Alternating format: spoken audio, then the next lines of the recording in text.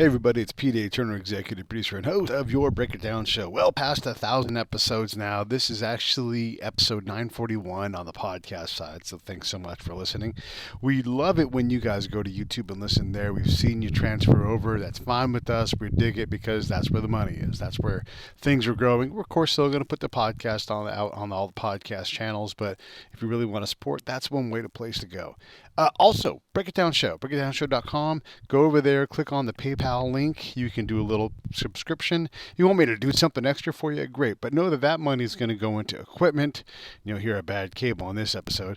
You go into equipment and ads and helping us put projects together. We're actually working on a budget to do some filming in Tennessee. So that hopefully will happen. And that's what some of this money goes to, is to fund these other projects to get us out the door and out there creating. Hey, today's episode, Dan McLaughlin is back again. He is a senior writer for the National Review.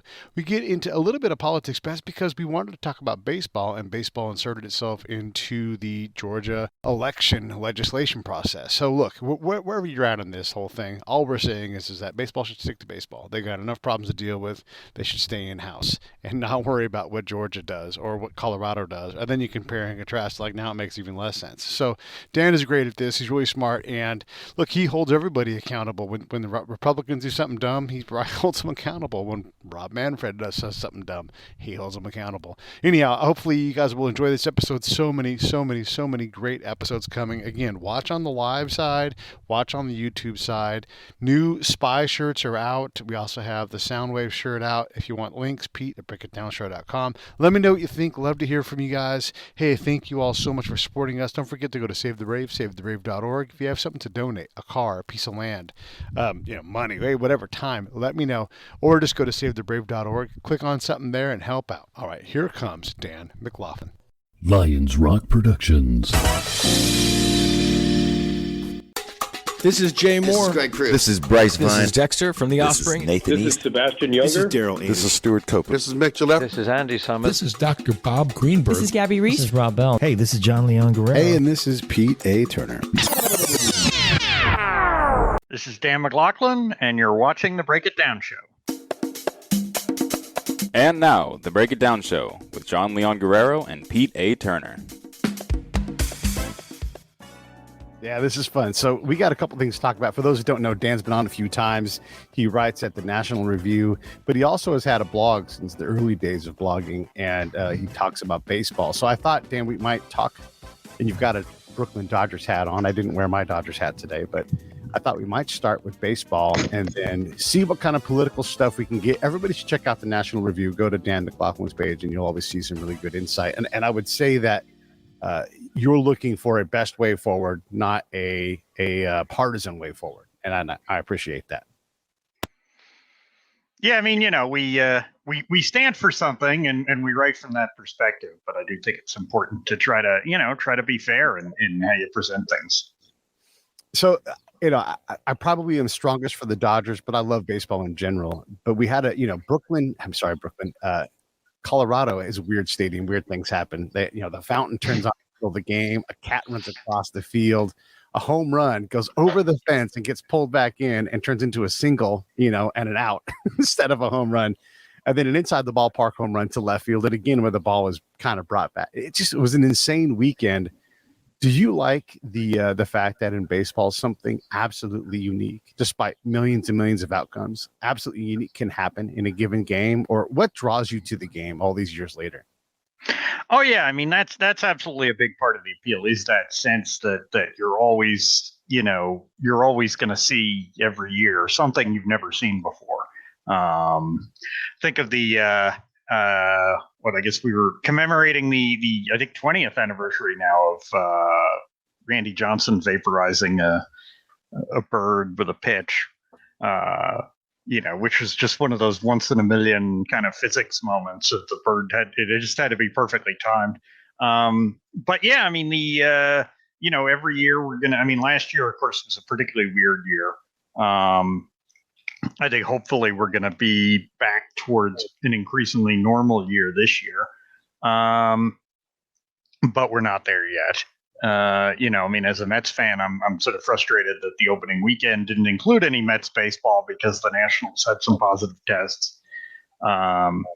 So it's one foot in front of the other, but there will always be some something new, something different, and I think there's going to be some unexpected stuff this year. One of the reasons for that actually is that there was no minor league baseball last year. And so I think you're going to have a certain number of prospects coming up where people really don't know what to make of these guys because they didn't put anything in the books last year. And some of them, some of them may be rusty, of course, but others may have sort of developed their skills a little and nobody really saw it happen. One of the guys who busted out over the opening weekend is Yermin Mercedes. Went 8 for his first 9.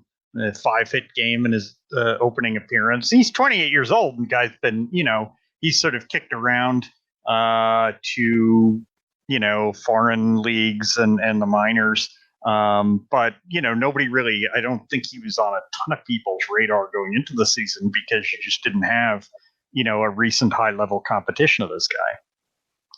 Right. The other thing, too, with the minor leagues, also the pitching. Because there was such a short season, a lot of that rhythm is gone because most of the season was spent locked up and protected from COVID virus, and so that there's a lot of unknowns injury wise and what can pitchers handle. You don't want to break look, when you've got players that are making $250,000 over the life of a contract, the last thing you want to do is explode their arm trying to win the league. Win the division in May, and it's going to be interesting to see how teams approach this challenge. What are your thoughts? Like, is it overplayed? The whole, we only played 60 games last year. What are we going to do about these pitchers? Or are these guys capable of throwing 150 innings or whatever that number is going to be? Relievers, are they going to go out there with 60 innings? What do you think? Yeah, I don't think there's any reason why a guy only, it seems to me that if you have a healthy pitcher in his prime and he only threw like 70 innings last year, that you ought to see that as a guy who, maybe you're going to be further into April before you feel stretched out. Maybe you're not going to feel stretched out quite as early, but it seems to me those are guys who should be able to carry a bigger workload this year. I mean, they effectively had 2/3 of a year off last year. And that ought to be, that ought to mean there's more miles left in the arm. On the other hand, look, there is something to be said for the idea that why did guys used to be able to pitch so many more innings, right? And part of that is, okay, yes, there are reasons in the changes in the game. The pitchers are more muscular. They have to put in max effort on more of their pitches and all that. But part of it is just that guys got in the habit. They got conditioned to throwing that much. Somebody like Satchel Paige. Paige didn't have to go all out when he was pitching a barnstorming exhibition against a bunch of farmers, which, was part of what he did. But the man pitched like every day all year round for like 40 years. And that builds up the muscle. And there are guys who are going to blow out if you try that with them. But some of those are the same guys who, if you baby them and you treat them, as fragile objects, they're still going to blow their arms out. Yeah. Some guys like Kerry Wood, Brett Saberhagen, these are guys that were brilliant when they were healthy and among the best pitchers ever, but they just didn't have the biology, the physiology to stay on the mound.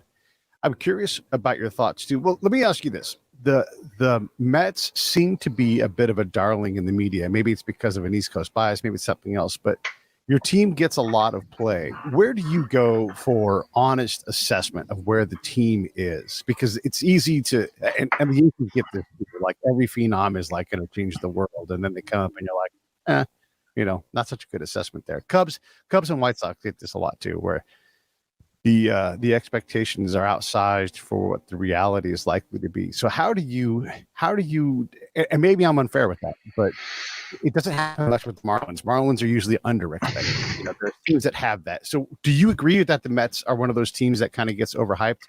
And then I think if you're talking about prospects, look, certainly the Mets have gotten, over the last 20 or 30 years, I think the Mets have gotten far more bad than good publicity. And I think the New York media and the national baseball media kind of love to trash the Mets, and for good reasons. Nobody probably trashes the Mets more than Mets fans. I think that's obviously right now you're in a honeymoon period with new ownership, and people are really hoping that that's going to be different.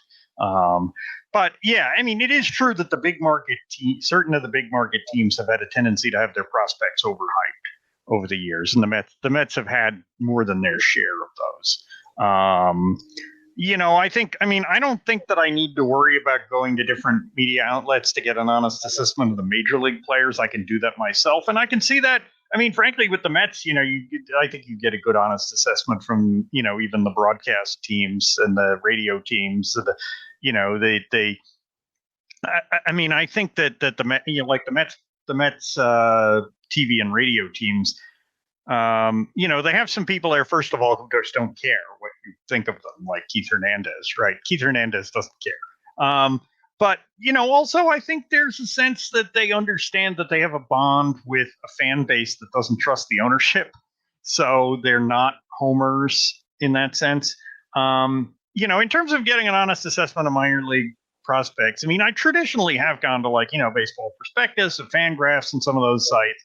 I've been kind of a little turned off, some of them more in recent years as they've grown more political, which is kind of there's an interesting divide there, because if you look at the older generation of baseball writers, there's some really vocal liberals there, your Peter Gammons, your Mike Lupica, but a lot of the older baseball beat writers are kind of conservative guys. Whereas if you look at like the younger generation, and by younger, I mean like under 50, in some cases not far under 50, like me, there's an awful lot of they're just preponderantly very far left wing.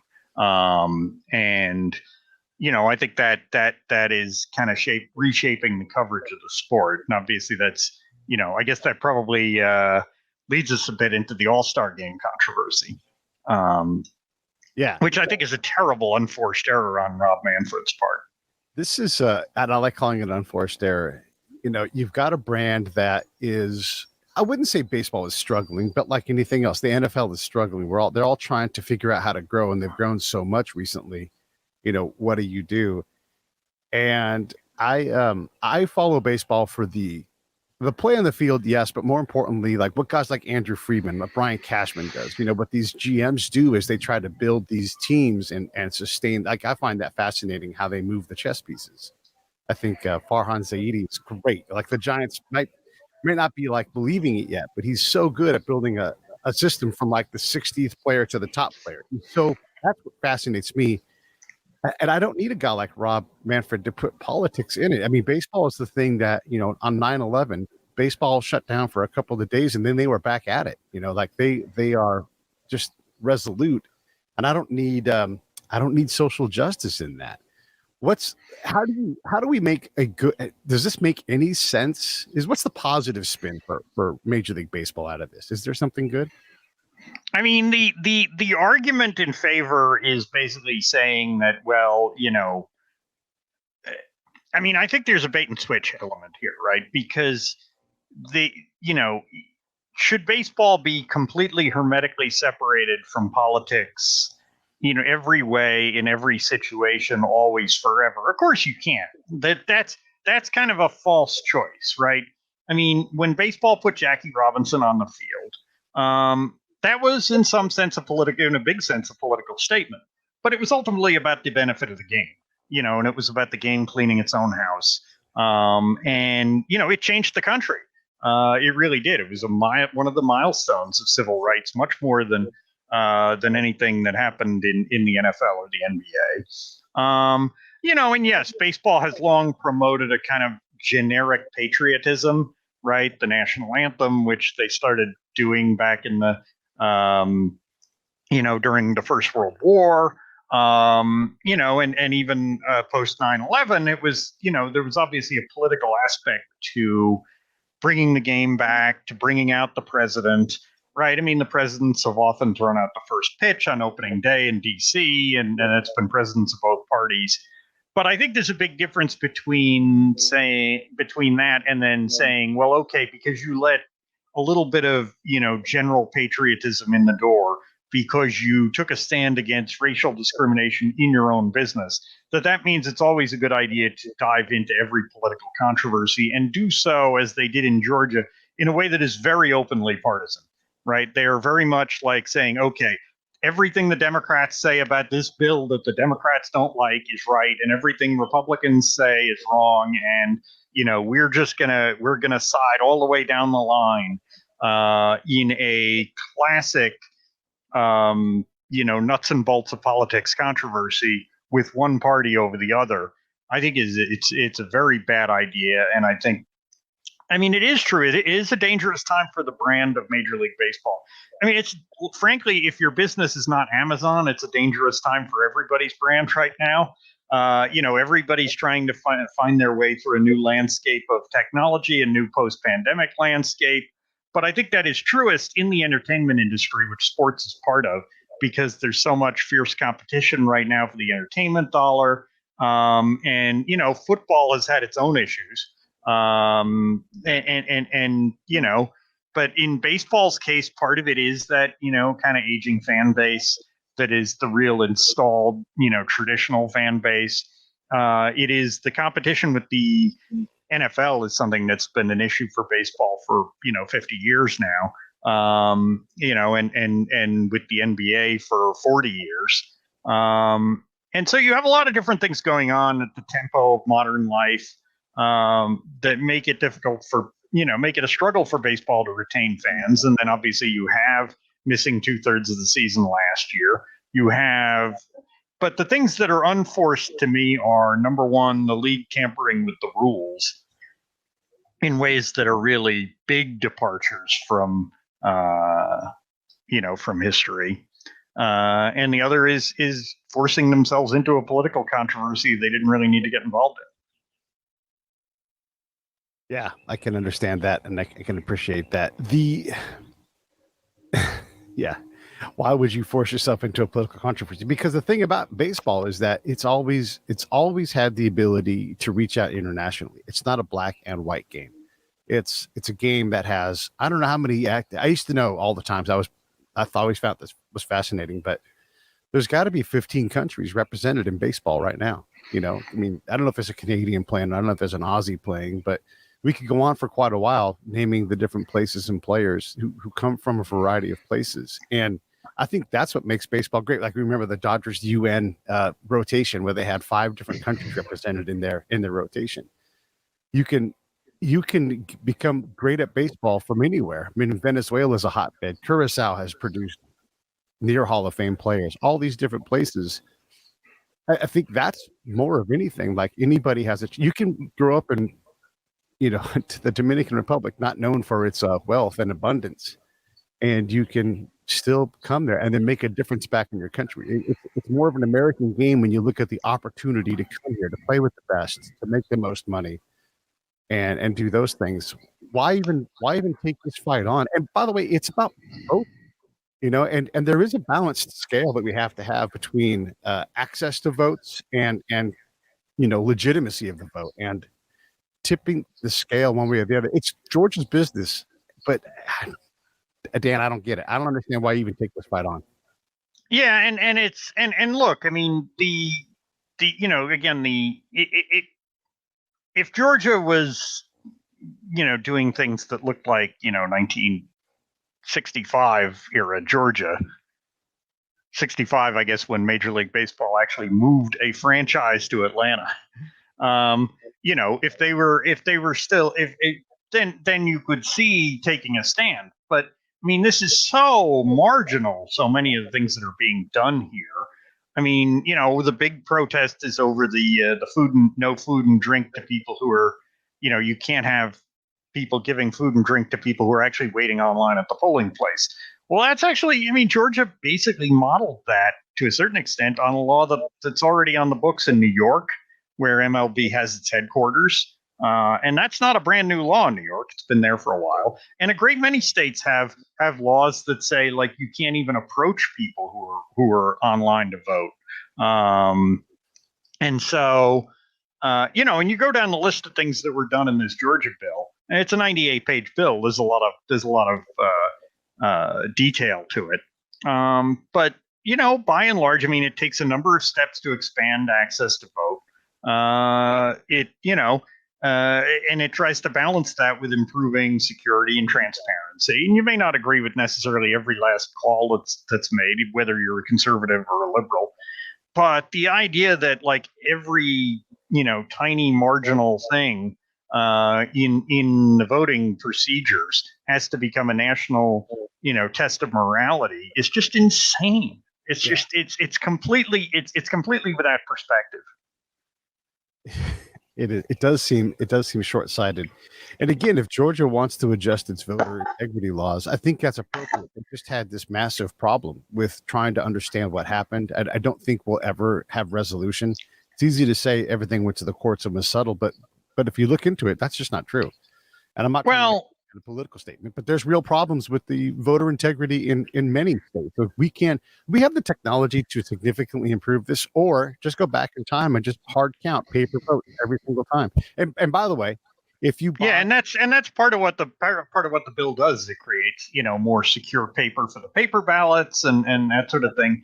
I mean, I just people are like, well, why does Georgia have to do this? It's like, okay, did you miss the last couple of years? Like, they just had a governor's election in 2018 where the loser refused to accept the legitimacy of the outcome from the Democratic side, and a presidential election in 2020 where the loser refused to accept the legitimacy of the outcome from the Republican side. And on top of that, you had things like the drop boxes and everything. You had all these emergency changes that were made in Georgia and across the country, but they were made in Georgia without even authorization in state law. Right, the Secretary of State and the governor, that there were emergency measures taken, and so it totally makes sense for the Georgia legislature to sit down and say, you know what, it's time for us to improve public confidence. It's time for us to try to do some things that in a way that people trust and that makes sense and that maybe gives something to each side. And I mean, in terms of things like the drop boxes, that takes a 1-year emergency experiment and says, okay, here's what the rules are going to be going forward for that now in permanent state law. And let's just say this out loud, just in case anybody's. We're not saying that Donald Trump won the election. We're saying that Georgia felt the need to clean house on voter integrity, and that is not going back to Jim Crow, and it's not Jim Crow and steroids and all that partisan nonsense. It's we're well past that stage. Let's not go back to it. And how many things are there in Major League Baseball where you have to show some form of ID? I mean, if you go to pick up your tickets at a game at the will call desk, for those that do that, you'd have to show some form of ID. You'd have to validate your purchase online, not your ticket online. I mean, you have to do these things. You have to show proof. And baseball teams, I mean, look, baseball teams will be the first to tell you that, if you don't require ID, you can get scammed. I mean, think of how many controversies they've had with, say, Latin American ball players lying about their ages. Right. And when you think about it, why is it the Latin American players who lie about their ages and not other countries? The reason for that is simple. It's because they can. Right, because this used to be a big problem with American-born players too. But American birth certificate records are much easier to check now, so it doesn't happen with American players. But it's not because they don't have the motive. It's not because they're more honest. It's because we have better paper trails here than they have in, say, the Dominican Republic or Cuba. Obviously, Cuba. Sometimes it's just because the Cuban stuff is opaque because we don't have relations to Cuba. But so. I mean, I think of voting the same way, right? Which is that people still have a motive to misbehave. And so you have to have just sort of basic elementary security measures so that people don't do the things that people on all sides will otherwise do. Yeah. And I don't want to limit anybody's right to vote or access to the vote. And if we need to make exceptions to the rules, then okay, let's do those with an eye on always maintaining legitimacy. We have an election legitimacy problem right now. If your side won, You don't think so. But when your side loses, you automatically, and I'm not saying this election, just go back however many elections, and whoever side loses is, like you said earlier, they're going to claim some kind of chicanery. Why is baseball getting involved in any kind of election chicanery? They should be above that or adjacent to it, not even part of it. You want to work with Georgia to do some kind of thing to improve the condition of a people. Focus on that, but don't. Why even look? Dan, I don't know about you, but I don't enjoy going to a baseball game like I used to anymore. I feel like I'm being fleeced every time they get a chance. $15 beers and all these other things. So though I love baseball, I already barely consume any Major League Baseball. And because I live in LA and I don't have the right cable package, I can't even buy the MLB.com, watch any game I want package because the Dodgers, I get to see about 10% of the games, right? So they have all these problems. This is a major market, LA, right? Where a lot of people who would love to watch and do these things. But I'm disincented from participating in the brand already. And now you bring politics in. And I'm like, what are we focused on here? Are we focused on baseball? Or are we focused on arbitrary things like voter rights in Georgia? Yeah, and I think there's also, by the way, an additional historical irony, if you know baseball history, as to using the All-Star game as a vehicle for protest against ballot security, right? Because if you know what happened it was 1957, the Cincinnati Reds fans engaged in a massive, essentially ballot box stuffing campaign and they ended up electing, I think, 8 Reds. And the Reds were like a fourth, fifth place team at the time, right? I think they elected, I think it was 7. I think they elected all but one starting position were all the Reds.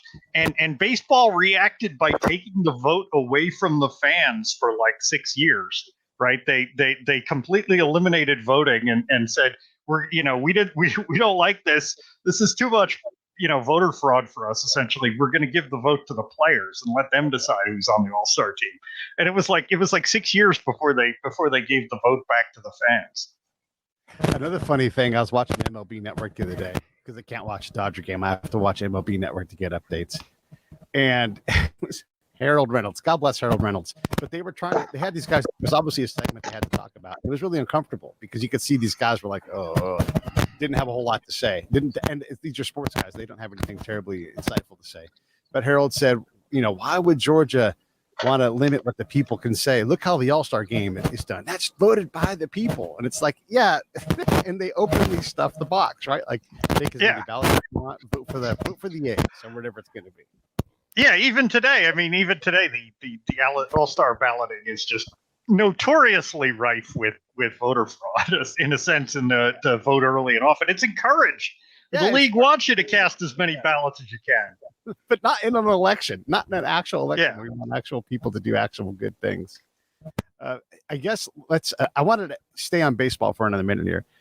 Theo Epstein is sort of like the minister of fun and getting people to come out to the ball game, and obviously they need to work on these things because I think, look, you've got all these shortstops that are going to come out. Story, Seager. I guess Lindor just signed, with the Mets. That's awesome for you guys, but there's only so many $300+ million contracts that can be doled out with any kind of a sane approach to this. And we've already got probably close to the limit on that. It's not saying that these next guys don't deserve it, but at some point, baseball does itself. Like Bobby Bonilla Day is coming up, right? Like these contracts oftentimes come back to haunt teams.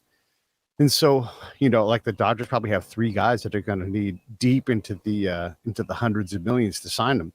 So how does baseball proceed with that? Because the big multi-billion-dollar network TV contracts, that day's gone. They're not going to spend that money for that anymore because they can't sell the ads. There's less and less people watching ads. So when you look at the marketplace, getting people to the game, and also, at some point we need to have a real, agreement between the players and the owners, because there's a lot of money being filtered into baseball that the players aren't necessarily getting enough of a taste of. At least I would think they would say that.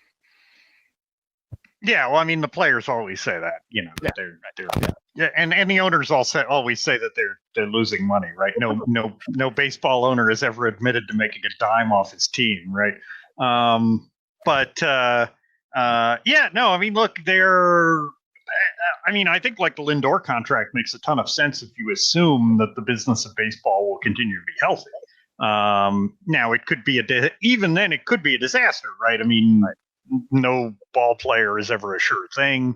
To stay healthy, to stay at the top of his game, to stay motivated. I mean, these guys, I think the true championship caliber athletes generally do not suddenly become unmotivated, but some guys respond better than others to that situation. So you never know. I mean, I think the Lindor deal makes sense, and it makes sense from a franchise credibility point, right? That the Mets in particular felt they needed to lay out big money, and not just big money, but big money to a guy who's obviously like in his prime worth it guy, and not just like spending a bunch of money on yet another like 33-year-old left fielder. But it is true. I mean, if a whole bunch of teams lock themselves into big deals like this, and then the business takes a multi-year downturn, then you've got a real problem. Because no matter what your profit margins are, when you fix yourself into big long-term contracts and you start making a lot less money than you expected and projected to make, you're gonna have some pain. And you're gonna have some shakeouts and things. So. But look, if people want to spend, if they want to increase the number of $200 and $300 million deals that are going to, shortstops in their 20s who are legitimate superstar ceiling guys and reasonably proven commodities at the major league level, I don't think that's all that irrational at all. Until Trevor Story snaps his humerus or something, and is never the same player again. And oh my God, there's just history is rife with so many of these contracts that they just right. I mean, look at Troy Tulowitzki. I mean, just as an example for Story, right? I mean, Tulowitzki was absolutely the kind of guy you would give that kind of money to, and yet, he broke down pretty badly physically in his early to mid 30s. Right. Or Jose Reyes. I mean, the Mets got away from that contract, luckily, but that's another guy that seemed like he was going to be a fantastic player and then just almost instantly washed out. And it is musical chairs, right? Like, is Manny Machado worth it? I don't know. We'll see. He's kind of erratic, and there's a lot of players that are making a lot of money. Is Bryce Harper worth it? Maybe. If you don't win, is it worth it? And then these other guys that are coming down the pipe at the end of this year and next year. There's, I don't know, 7 $250 million contracts or more sitting right there waiting. And then how many? Well, I think with the Padres, there's also the kind of good money after bad thing of like, do you need to spend big money on, Tatis in order to justify the money you already gave to Machado and Hosmer, right? Because the last thing you want to do is spend all this money to try to build a contending team and then decide that you're out of money and let one of your superstars walk. And then you really have wasted the money you spent. I mean, right. Like the Rangers, when they spent all that money on A-Rod and Chan-Ho Park, right. And people blamed A-Rod because he was the A-list contract there. Right. But the real problem was that they spent all this money on Park, who washed out, and then they were, they had wasted that, and they'd spent all their money on A-Rod, and then they didn't spend money to surround A-Rod with winners. And then it was like, okay, what did you give him $250 million for, right? Like, you go big or go home. You spend $250 million on your cornerstone player. You have to invest in building around him. I'm curious about your thoughts. So when you talk about teams, and one of the things that we try to understand about baseball is like we think that the big money teams like the Yankees and the Dodgers just buy the best available player, but they don't, and they haven't for a long time. I mean, Brian Cashman has done some of that, but also because championships are the standard for the Yankees. But you look at the Dodgers, they may let their best players go because they've got excellent players behind them, and they develop the heck out of players, or they take those developed players and rotate them for something else, like a year of Yu Darvish or whatever it's going to be. So if you, when you look at the Mets, are the Mets competent enough at developing talent, do you think, to continue to let, like when Pete Alonso comes up for free agency, and we're a few years off from that still, but do they just let him walk because they know they can develop as somebody else, or are most of the guys Duda as opposed to Alonso, and they have to buy this talent? What are your thoughts on that? Again, I think it's premature to ask that about the Mets because you have a new ownership team, and so past results may not guarantee future performance. But I mean, their system has produced a number of good players over the last couple of years, so they've got, at least at the farm system level, they've got a pretty decent start to work from. And you had some guys you could trade as trade chips. I mean, Andres Jimenez clearly was one of the keys to why they were able to make the Lindor deal, right? And they were able to go to the Indians and say, look, we'll give you Rosario and Jimenez, and that's a chip you can cash in. I mean, in Alonso's case, I guess that there's also,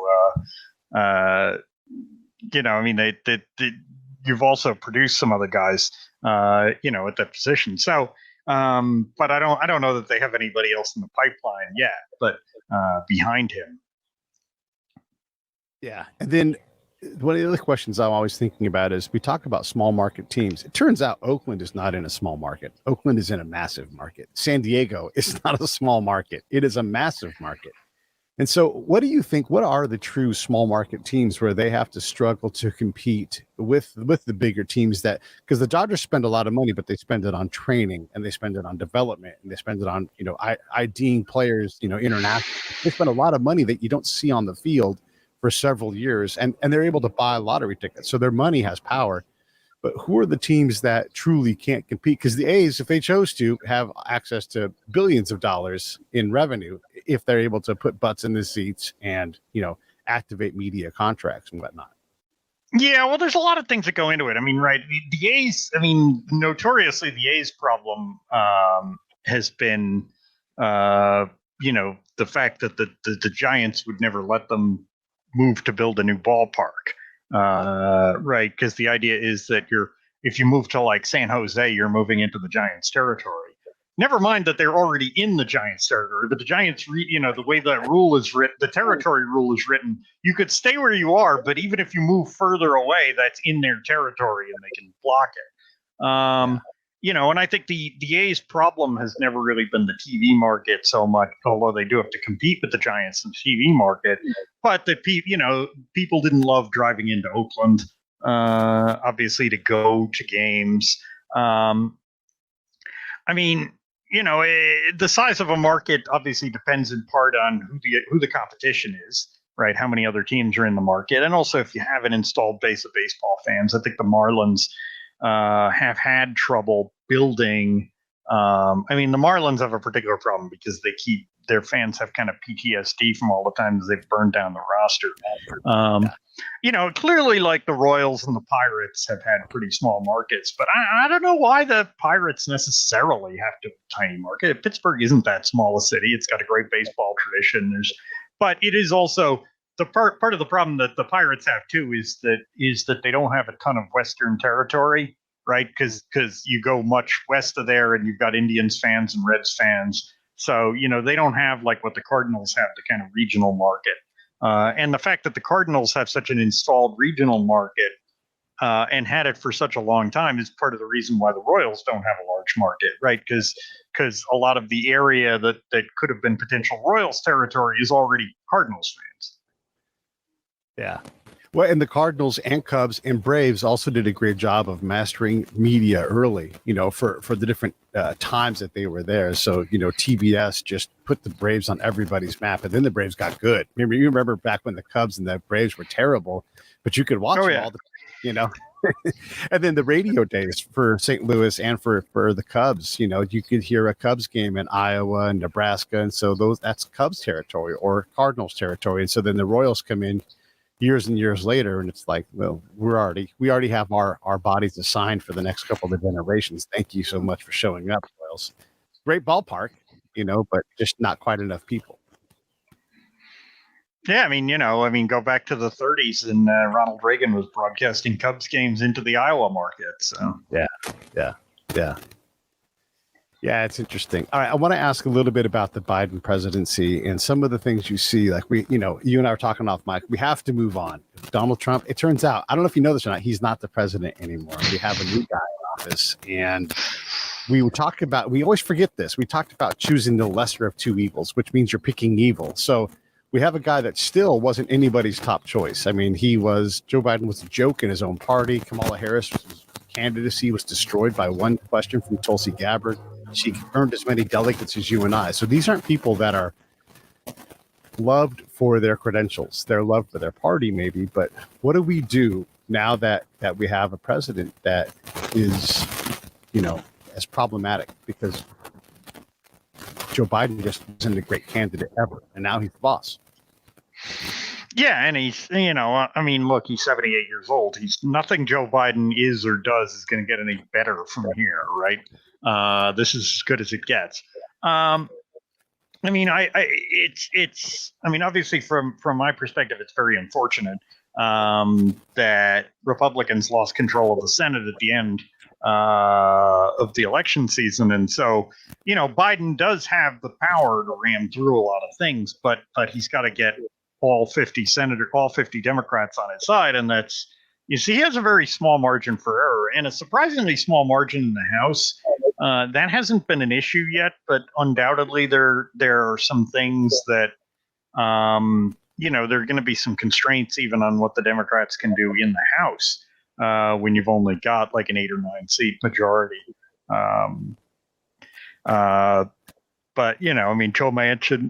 Joe Manchin right now, and not only Manchin, Kirsten Sinema as well, can kind of dictate terms to the Democrats.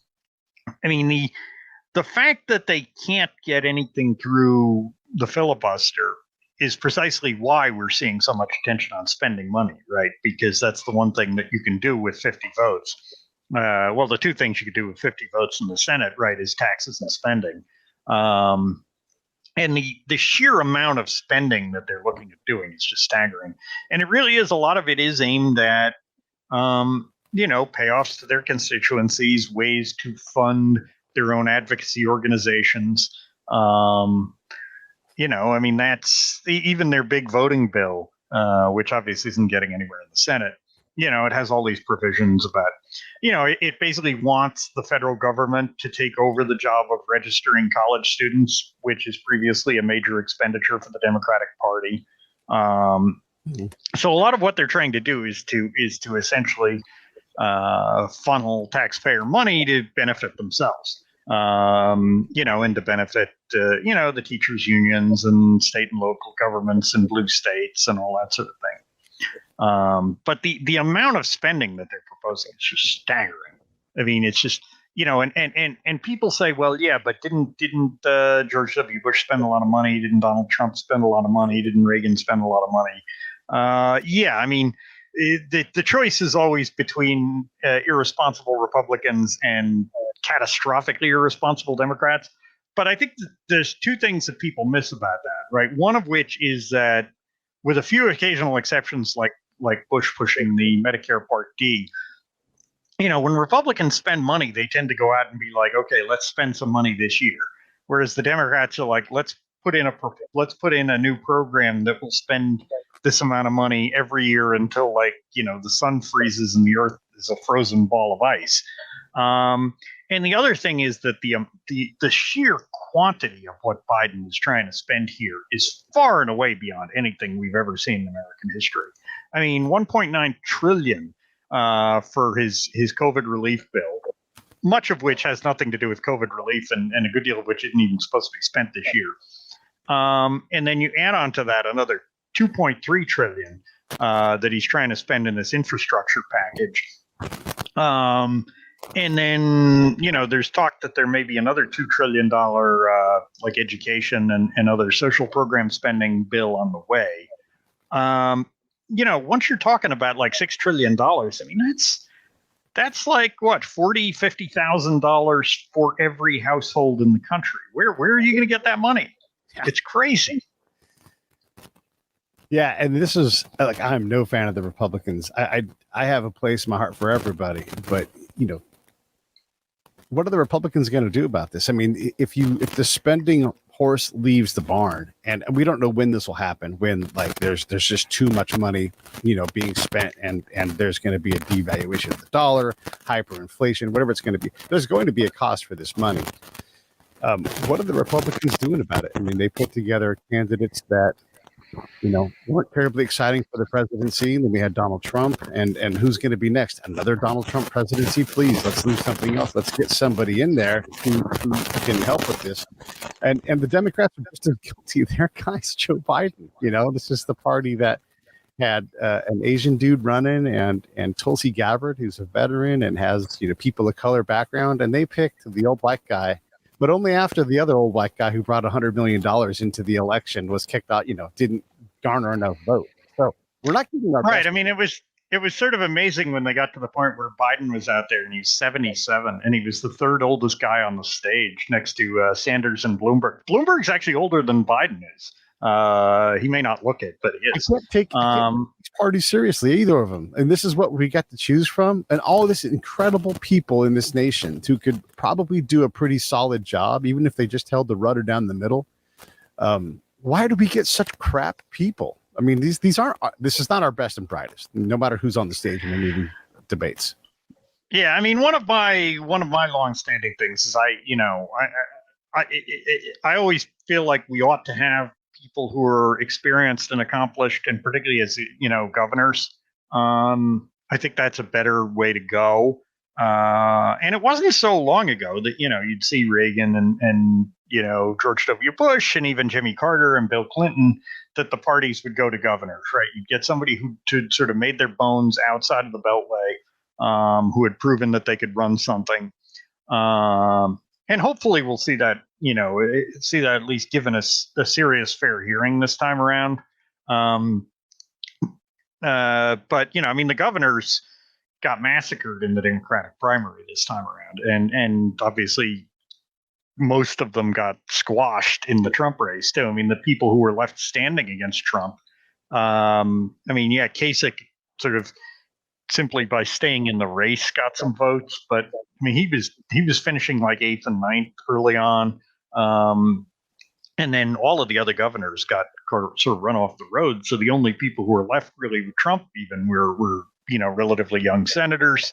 So I do think that the parties need to give more thought again to bringing in presidential candidates who have actually run something in the past. What about outsiders? I mean, can either party legitimately run an outsider right now, or are we over outsiders for a while?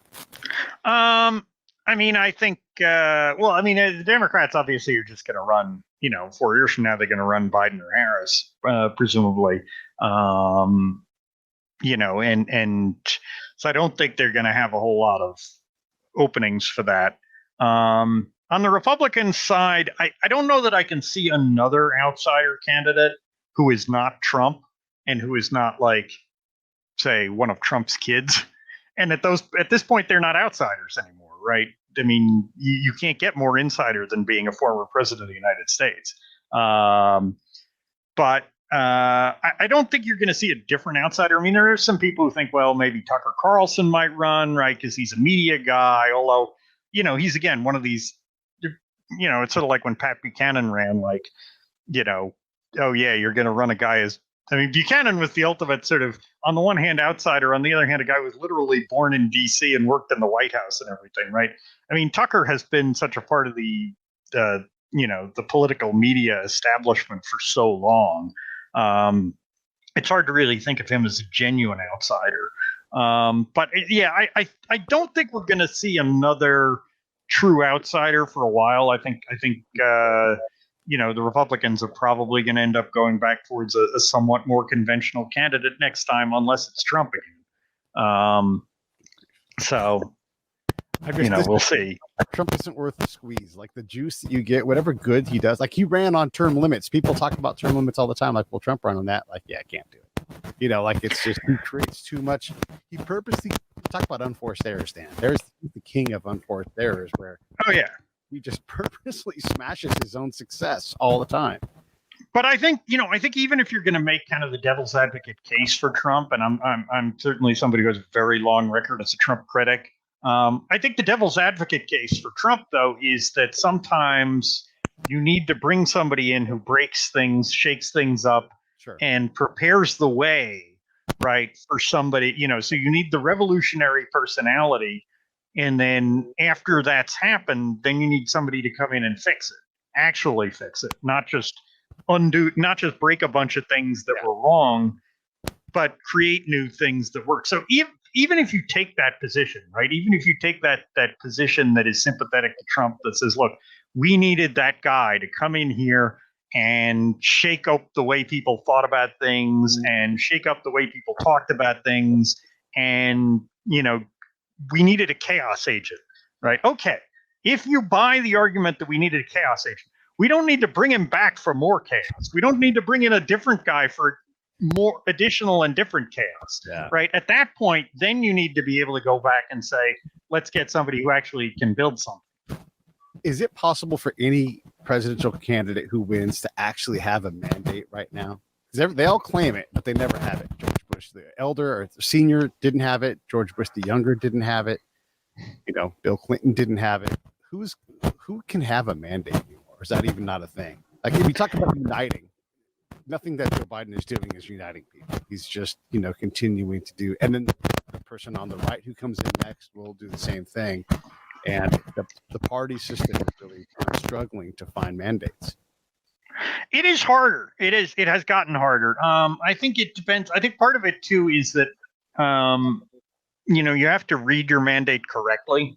Okay. I think Trump had a mandate to do some things.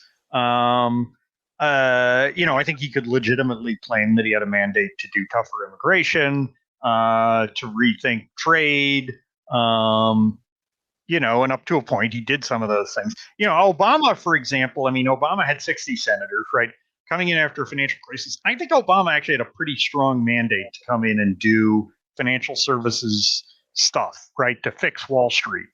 And he did some of that, and he did it badly. But with Dodd-Frank, he did it in a way that was sort of conventional and just piled more regulatory, glop on top of the existing structure. I actually think he might have had a mandate to do some more sweeping populisty things there. But he decided instead he wanted to low-key that and spend his political capital on healthcare, which was not really the big driver. Yeah, it was certainly part of it was not really the big driver, I think, of that election. I think George W. Bush actually had a pretty good mandate in some ways because on domestic policy, his foreign policy was very much a mandate that he had because of events that happened after he was in office. Sure. But I think Bush came in with a certain mandate because he had governed in Texas in a particular way. He had done certain things in Texas, and he ran for president on the grounds that I'm going to do the same things in the White House that I did in Texas. And he essentially did those things, right? His domestic policy, tax cuts, this kind of top-down education reform, even the Medicare Part D, those were the things he ran on. And so he was able to get some of those things done through Congress, maybe not exactly the way he wanted them, but in his first couple of years in office, he was able to get things done because he ran on stuff he'd already done and run on doing them again. So I think you have a window as a new president to do some of that. And certainly Biden was able to squeeze out some of that just based on, on COVID relief, even though he snuck a lot of things in there. But Biden's problem, I think, is that an awful lot of his mandate, it's two things, right? Which is get us out of the pandemic and don't be Trump. Right, because a lot of people were just sick of Trump. Yeah. They wanted Trump to go. They just make the man go away, make him go away, make him stop, make him shut up, make him leave. And Biden already done that, right? All he has to do is not be Trump, and that's the easy part. Yeah. Well, and given his the questionable, I'll say, mental state, it's probably good that he kind of just holds up and lets things kind of just go at a different pace than what Donald Trump is doing.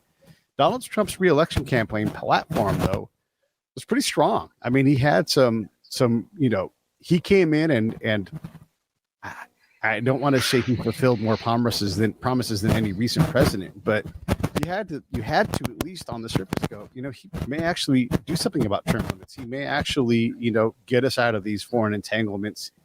He may actually continue to support local business and make things happen.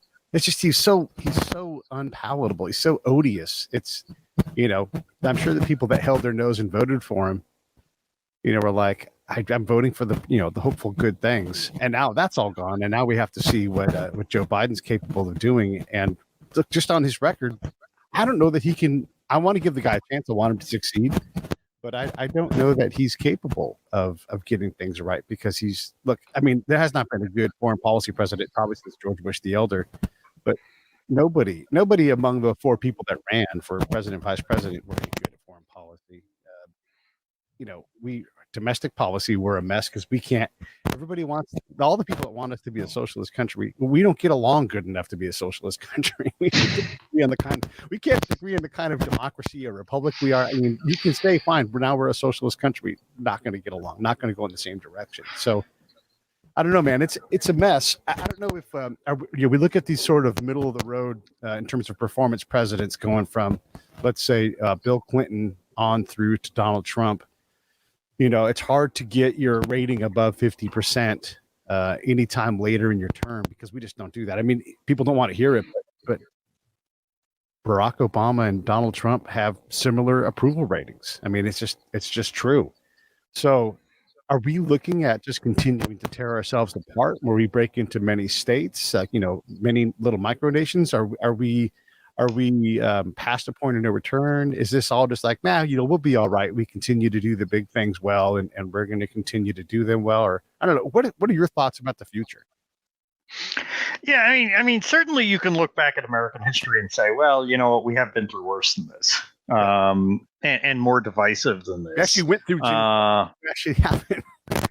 Right. I mean, well, we had literally a civil war. I mean, you look at even the 1930s, the 1790s. Like there were a lot of very rough periods in American history, and if you looked at any given time in history, there were always trends that if you looked at them at the time and you said, well, if things keep going in this direction, but things never keep going in the same direction, right? Something always changes. And then, boy, what's the line about, if something can't go on forever, it will stop. Now, the things that worry me the most are the things that seem to have been going in the same direction for a long time without stop, right? I mean, that the government keeps growing forever. That we have, for example, a declining and aging population. That we have skyrocketing debt, that we have, if you look at the cost of healthcare, it just only goes up. If you look at the cost of education, it only goes up. If you look at the left-wing trends in education, and entertainment and journalism, they just keep going in one direction forever. And so that is something that worries me is those things that look like trends that will last forever. But sooner or later they won't, right? And we've seen too many times in history the way things break and change away from where they were. I mean, yeah, if you were, if you were like, a Black American in 1930, right? You would have looked at well, where has everything gone since like 1876, right? It's all gone in one direction, and none of it's been good. And you might have predicted that that's going to go on forever, and it didn't. Eventually, it turned. And so, and you could look at a lot of different things in American history, from foreign policy to to our economy. To things looked like they were going in one direction forever, and then they stopped and turned around. So, I think I'm not necessarily ready to despair that we are digging ourselves into permanent trenches that will never move. But there's no question that just looking at the electorate and the culture, that there seems to be less given the joints than there has been in the past, less immediate change. On the other hand, hey, if anybody had told you in like the spring of 2016, right, that in the fall of 2020, that Donald Trump would be running for re-election, that turnout would be at a record high, and that Trump would have the best performance among non-white voters in decades for a Republican, they would have looked at you like you're absolutely crazy. Now, does that mean that Trump, first of all, you would have thought that Trump would have won in that situation, and he didn't. And you would certainly not look at those results and say, well, gee, everything went hunky-dory for Republicans in a lot of ways, even with non-white voters. But the point is that when you see a shift like that, and you saw some fairly dramatic shifts in some areas, and those shifts aren't necessarily permanent trends either, but they are a reminder that things eventually can and do change beyond what you would predict. Would you say that so Donald Trump, again, goes the election and he gets more votes than any sitting president ever?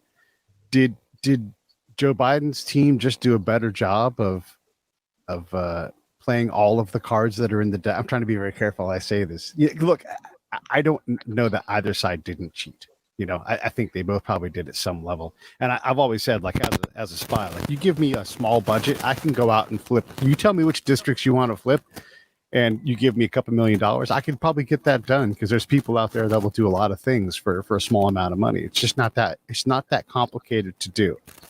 But I don't know. Do we have a voter fraud problem, do you think? I mean, I think the question is, do we have a problem or do we have a huge problem, right? And I think obviously the answer is that we have vulnerabilities in the system, and every year some people exploit those, and a certain number of those people get arrested and charged. And simple common sense tells you that for every person who gets arrested and charged, there are probably at least a couple out there.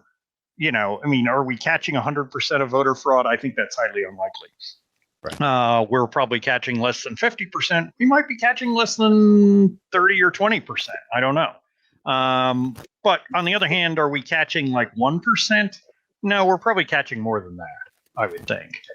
So I don't think that there's, when you see in any given election cycle, a couple of dozen, a dozen people or a couple of dozen people get arrested for voter fraud, I don't think that means that we have like 10 million fraudulent votes out there. But I think it's enough that, it certainly can be a real risk of swinging a close election. We just had an election in Iowa for a House seat. The House is divided by like 9 seats as it is, 8 seats. And we just had one of them decided by 6 votes. Now, you tell me, is it possible, given the volume of voter fraud that we know about that gets caught every year, can you have, as many as 6 fraudulent votes in a House district?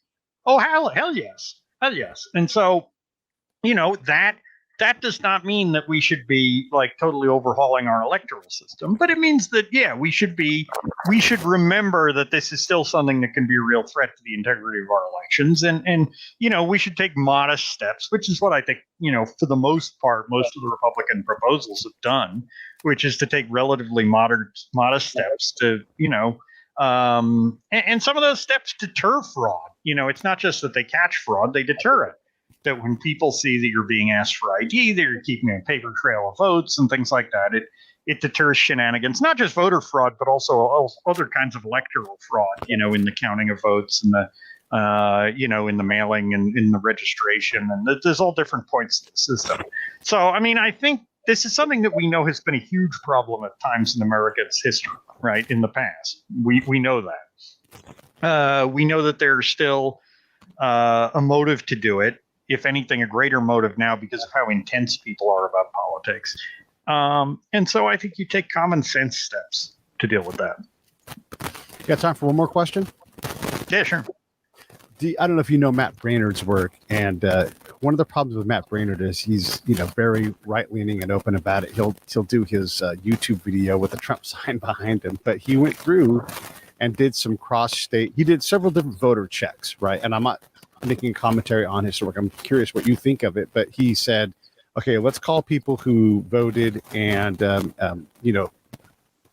their vote wasn't tabulated. Did they know that? And then there are people like, no, I thought it was. And then there was the opposite where, did you realize you voted in the election? No, I didn't. And then they also cross-checked voter rolls between states and found a lot of what appears to be double voting people who are, say, residents in California who voted in Nevada or Arizona. And again, these are all states that were, severe swing states. So what are your thoughts on his work? Are you familiar enough with it to even comment? Yeah, I don't want to get into sort of detail of of his specific stuff, but I've certainly seen some of the studies that have been done on, that have found certainly that examples of people who are, lots of people who are registered in multiple jurisdictions, and certainly have that there's not really an adequate safeguard to prevent them from being voted in multiple jurisdictions. I think one of the things that concerns me is the timetables here, right? What's one of the simplest methods to keep people from voting in two states? Well, if everybody's got to vote on the same day, you can't go too many places in one day, right? If you've got a month to vote, you can go a lot more places. And I mean, the way the Democrats want to set things up is that you can start voting a month before Election Day, and you can still change your registration on Election Day or register in a new place. You can walk into a voting booth, walk into a polling place and say, yeah, I'm registered to vote, except I want to make sure that you guys change my name and address there, and I'll vote under that. Yeah. Okay, that's not good security. And so, I think compressing the time has a certain, time and space still matter in these things. If you have a reasonably compressed time and space in which to cast your ballot, that there's still adequate time for anyone to vote once, but maybe puts a greater burden on people who are trying to vote more than once.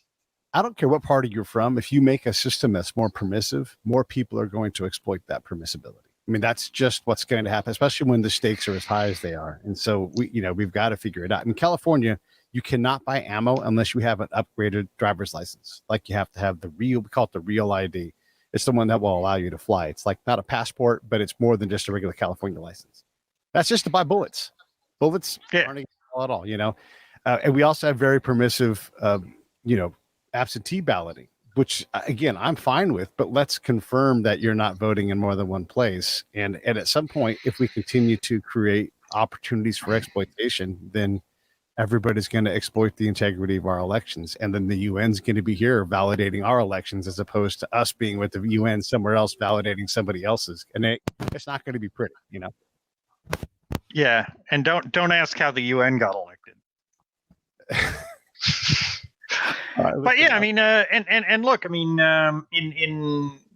if you look 10 years ago, right, Republicans were pushing for, and there's always hypocrisy on both sides of this, but yeah, Republicans were pushing for voter ID, for in-person voting. And one of the big refrains from, liberal and progressive pundits and from Democrats was, well, you guys don't really care about the integrity of the vote, right? And how do we know that? Because you're not trying to do this with absentee ballots. And hey, absentee ballots are the real source of voting fraud in this country. Like the New York Times ran a big splashy story on this in like 2012, right? Absentee ballots aren't secure, and and all of that. And then now all of a sudden, when there's this big surge of Democrats voting absentee, all of a sudden, yes, Republicans suddenly got interested in the security of the absentee ballot, but also Democrats suddenly discovered that they didn't actually think it was a big problem. And so it's just it's completely hypocritical. And have the government pay you $100 if you vote, and you get paid to your Social Security card, and then we just deal with it that way. How about that? Well, I'm not a big fan of spending even more money to get people to do what they ought to do in the first place. All right. As it is, if you don't vote, you stand a pretty good chance of it getting taken out of your hide by the government anyway. So, Yeah, I hear you. All right, well, listen, let me run this thing. Hey, thanks for coming down and hanging out with me. Hold on one second. Hey, thanks for watching the show. I really appreciate it. Right here, you can subscribe. Please do that. It makes the show grow. Hit that notification bell so you know which incredible guest is coming up next. Down below is the PayPal link. You can put a small subscription in. That is an enormous help. All that money goes right back into the show. And then right up over here are the next episodes you should listen to, curated by yours truly.